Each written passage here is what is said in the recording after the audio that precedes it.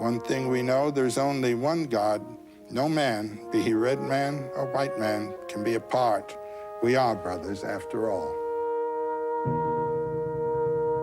Joseph Campbell, reading the famous speech said to have been delivered in 1854 by the Native American visionary Chief Seattle. Campbell immersed himself in the mythology of American Indians, their language, stories, and rituals. He felt a kinship with their understanding of the covenant between human beings and nature, an accord based on reverence and respect required by the reality that we humans live off our environment and not just in it. He often told the story of the young Sioux Indian Black Elk, who provided us with one of the great insights into the power of myth and symbols to change how we see the world. In a state of ecstasy, Black Elk saw himself on the central mountain of the world, and it turned out to be Harney Peak in South Dakota. And then he said, but the central mountain is everywhere. In other words, every one of us is on a sacred site, if only we recognize it. You will hear Joseph Campbell expound on that story later in this broadcast, and you will, I believe, understand why he wanted every new generation to rediscover the power of myth to awaken in all of us a sense of wonder at the world around us. When we met for these conversations, he was working on a monumental multi-volume historical atlas of world mythology. In this and all his work, he took his inspiration from the English poet and mystic William Blake, who said, "Arise and drink your bliss, for everything that lives is holy." What does it mean to have a sacred place? This is a term I like to use now as an absolute necessity for anybody today.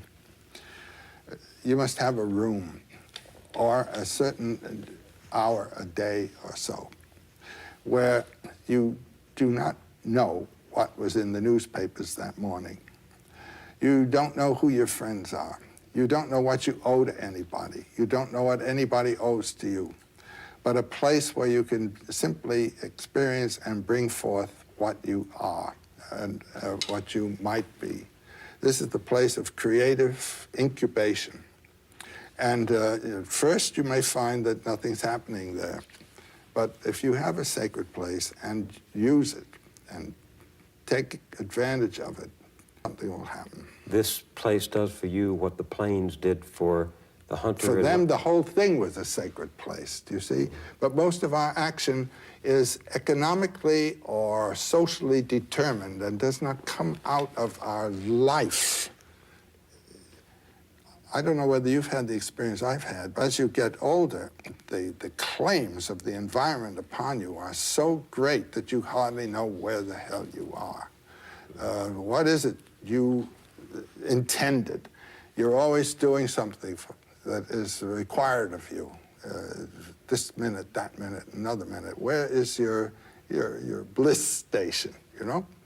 Try to find it. Get a phonograph and put on the records, the music that you really love.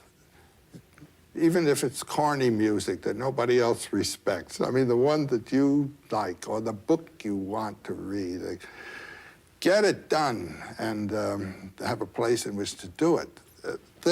You get the thou feeling of life.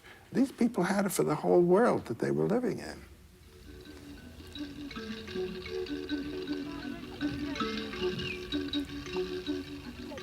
We talked about the effect of the spreading plain on mythology. This plain clearly bounded by a circular horizon with that great blue dome of an exalting heaven above, hawks and eagles hovering, the blazing sun passing, the night moon rising. And I can see the effect on people's stories of that. But what about the people who lived in the dense foliage of the jungle? Total transformation of environment and of psychology and everything else. No horizon? No horizon. No dome of the sky? No dome of the sky. A lot of birds up there and a heavy vegetation underneath with scorpions and poisonous serpents. And in between, distances of trees and trees and trees. No sense of perspective. Colin Turnbull tells us a marvelous story of bringing a pygmy out of the forest. He brings this pygmy who'd never been out of the jungle onto a mountain top, and suddenly they come over the hill, and there's an extensive plain out there, and the poor little fellow was utterly terrified. Had no way of judging perspective and distance. He thought that the animals grazing on the plain out there were so small that they were ants, that they were just across the way, and so forth, and just totally baffled, he rushes back into the forest. You have a different mythology there. You have a different relationship to the hunt and everything else. The forest is home. You are at home in the forest, where you and I would be perhaps ill at ease, thinking what's behind that tree and all this kind of thing.